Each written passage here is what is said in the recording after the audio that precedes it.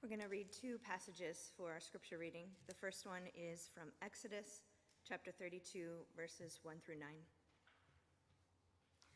When the people saw that Moses delayed to come down from the mountain, the people gathered around Aaron and said to him, "Come, make gods for us, who shall go before us. As for this Moses, the man who brought us up out of the land of Egypt, we do not know what has become of him." Aaron said to them, "Take off the gold rings that are on your ears of your wives, your sons, and your daughters, and bring them to me." So all the people took off the gold rings from their ears and brought them to Aaron. He took the gold from them, formed it in a mold, and cast an image of a calf. And they said, "These are your gods, O Israel, who brought you up out of the land of Egypt." When Aaron saw this, he built an altar before it. And Aaron made proclamation and said, "Tomorrow shall be a festival to the Lord." They rose early the next day and offered burnt offerings, and brought sacrifices of well-being. And the people sat down to eat and drink and rose up to revel. The Lord said to Moses, "Go down at once. Your people, whom you brought up out of the land of Egypt, have acted perversely. They have been quick to turn aside from the way that I commanded them. They have cast for themselves an image of a calf and have worshipped it and sacrificed to it and said, 'These are your gods, O Israel, who brought you up out of the land of Egypt.'" The Lord said to Moses, "I have seen this people, how stiff-necked they are." And now our second reading is from Luke chapter 21, verses 1 through 4. He looked up and saw rich people putting their gifts into the treasury. He also saw a poor widow put in 2 small copper coins. He said, "Truly I tell you, this poor widow has put in more than all of them, for all of them have contributed out of their abundance, but she out of her poverty, and has put in all that she had to live on." This is the word of life. Thanks be to God.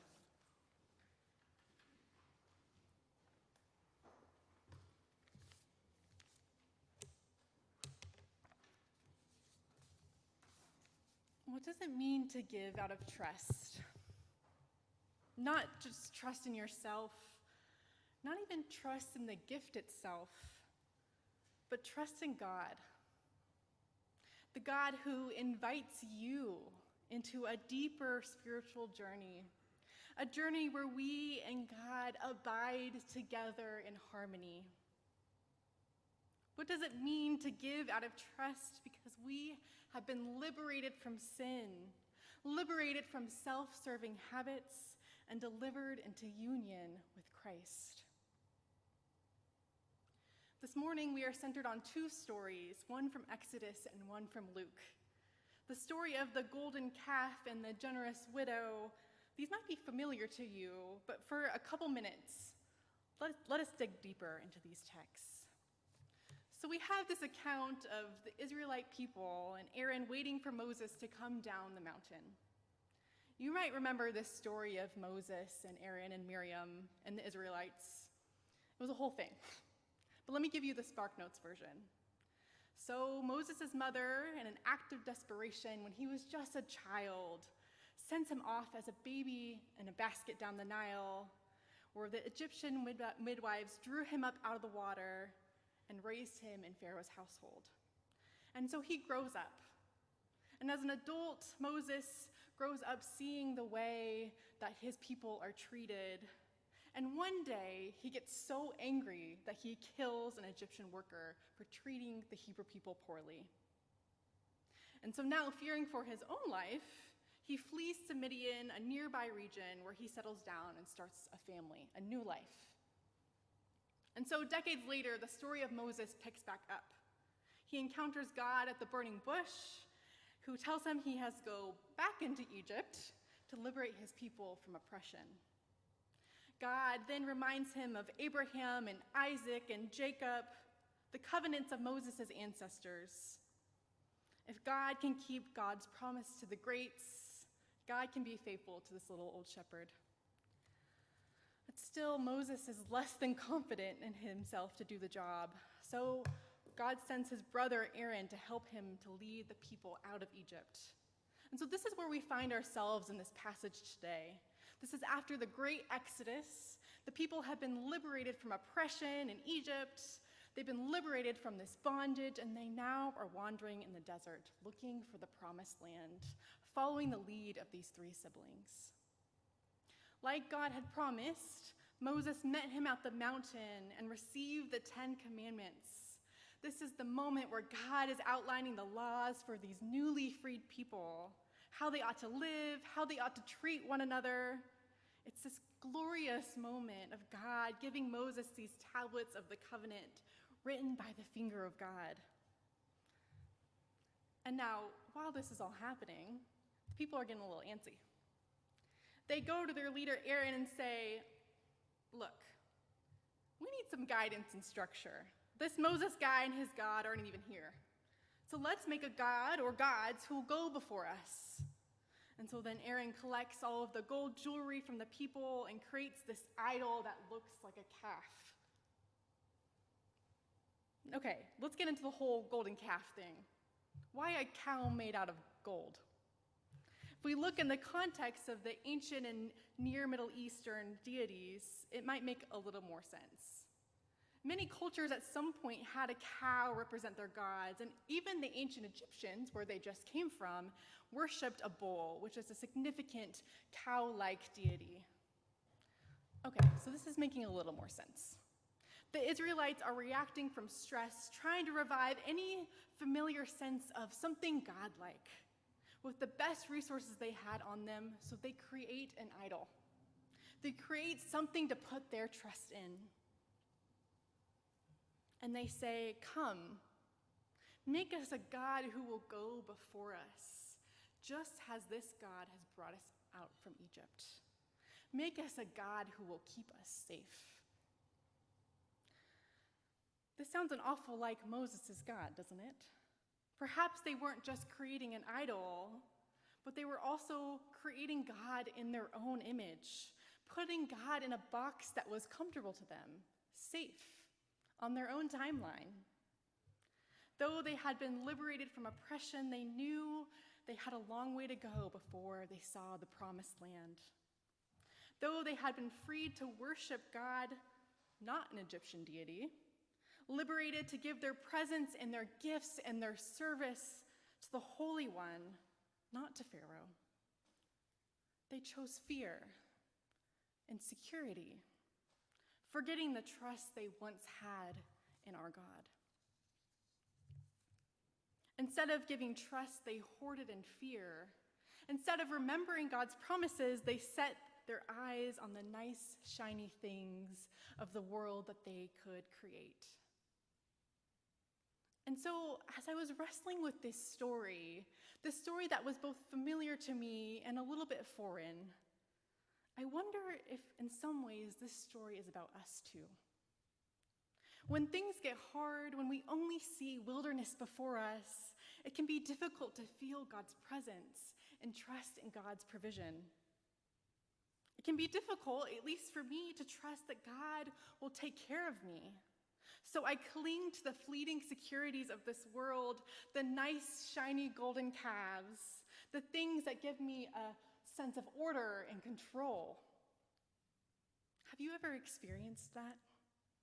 A time where it has been easier to put your money or your trust in your money or trust in your career or trust in your relationships than in God? Or maybe that's how you've always existed. Maybe you try to trust in God, but when it comes down to it, security is going to motivate you more than faith. I've certainly had those seasons of my life. We get impatient. We are like the Israelites, where we don't want to wait for God's guidance to come down from the mountain on God's time. We have to remember that the Israelites are still in this fight or flight mode. They are literally coming from generations of being enslaved and oppressed. And so in some ways, it makes sense that they feel like they have to act this way. They feel they must secure themselves. But God invites them into a different way of living. A way of living where they don't have to put all of their trust in the world's economy, all of their trust in the shiny things of the world. A way where they are invited to put their trust in God's abundant kingdom. The kingdom that isn't like any kingdom they had ever seen or experienced before. A kingdom where the first were last, where the lowly are exalted, a kingdom where God is with us. And so this isn't to ignorantly ignore the real pains of living in this world. The pains that we just named in our prayer today. The pains of having to feed our children and pay the bills. The pains of being in a world where our worth comes from how much money we make, where our worth comes from what we achieve, where our worth comes from our job title. God surely isn't pleased with the Israelites at this moment, but their story isn't over yet. And Scripture tells us that God liberated the Israelites to be free to worship God. And God would continue to extend this life-giving invitation to be in communion with God, to be able to worship God, to be able to respond to God's love, to be able to know that your worth is not in the golden calves. Your worth isn't in the job that you have, your title, how much money you've saved, but your worth is in your belovedness. Your worth is in your being a child of God. Your worth is in the blessedness because God said so. But boy, did they mess up. They somehow had gone back to worshiping the gods of their oppressors. In the midst of fatigue and confusing false gods with their God who liberated them, they clung to what felt good, what looked good, what made sense to them in the moment, rather than to trust in God's faithfulness and seek God's true presence. But then we have this story in Luke, the story of a widow's offering. She's not wandering through the desert, but she, like the Israelites, is financially, socially, and physically vulnerable. It's a very short story, comparatively, but we have all the information we need. And so the wealthy people are putting their money into the treasury, followed by a woman who comes and puts just a couple cents. Not an amount that the world will say is great, not an amount that the people who went before her would say is a lot, but it was a lot to someone who is poor and vulnerable. And then Jesus says that the woman who put in her 2 pennies put in more than all of the rich men because they gave a small portion of what they had, while she gave everything. She gave out of trust. She gave out of a different kind of abundance. Not the abundance of wealthy men, not the abundance of worldly wealth, but out of an abundance of trust in God. Abundance of trust that her faith community was collecting this money to help others in need. An abundance of trust in God's greater plan that would go before her, even after she was gone. An abundance of faith that the God who multiplies the fish and the loaves to feed thousands can multiply her pennies to be enough. Faith in the God who led the people out of oppression in Egypt and the promises to be faithful even in the wilderness. She had faith in a God who calls us beloved and invites us to claim that belovedness, responding to that belovedness by giving in trust. This is easier said than done. But perhaps each of us has the ability to be a faithful giver. Each of us is invited into a different way of living, a way that even in stress, even in hardship, even in the toughest seasons of our lives, giving can be joyful because we have claimed our abundant blessedness from God. The widow in this story isn't named. We don't know who she is. And I wonder if Jesus does it on purpose. Maybe the faithful woman isn't named because she is us. Maybe this is our story. Jesus may not be calling you to give every penny you have to the church, but what is Jesus asking you to consider when it comes to your relationship with money? Maybe this isn't a vision or a story that we've fully lived into yet, faithfully giving and trusting in God no matter what. But maybe this is a story that we are being invited to grow into, a story that we are all being invited to claim, a story about you and me and us together, even as we come out of the pandemic, even as inflation is high, even as it's one thing after another, even as we worry, just like the Israelites, about where God is and what comes next.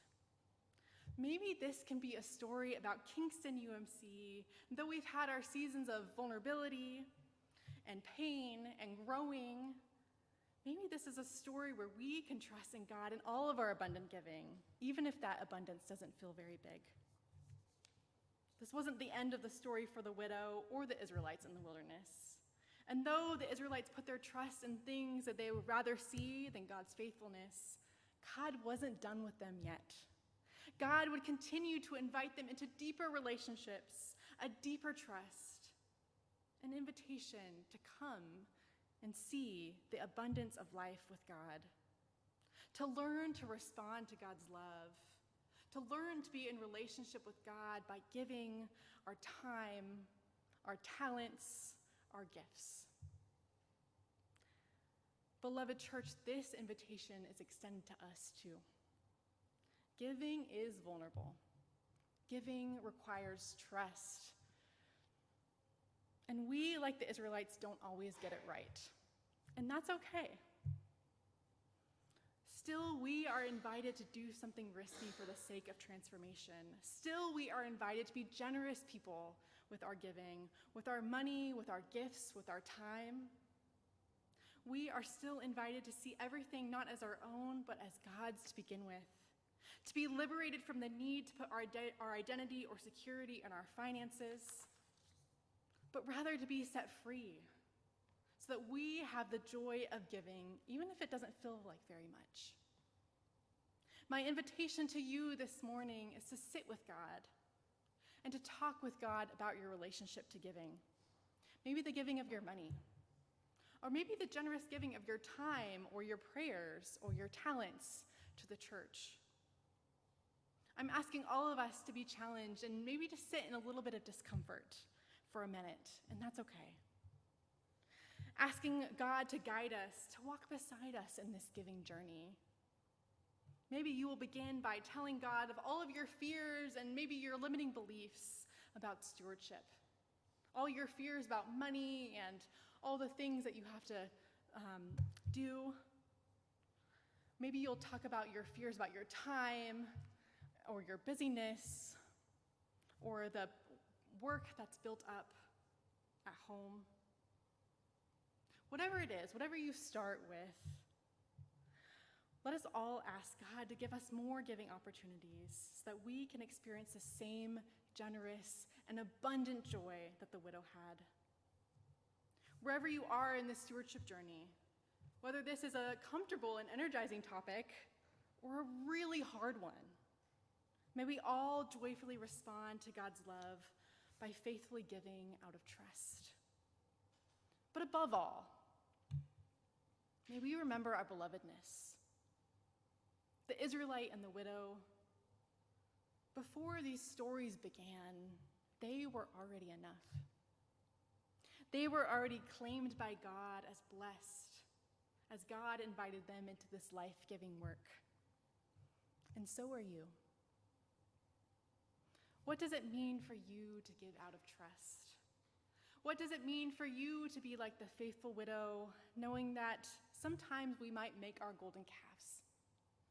Even when we put our trust in the things of this world, God continues to invite us graciously back into this life-giving work, into this communion with God where we are invited to claim our belovedness.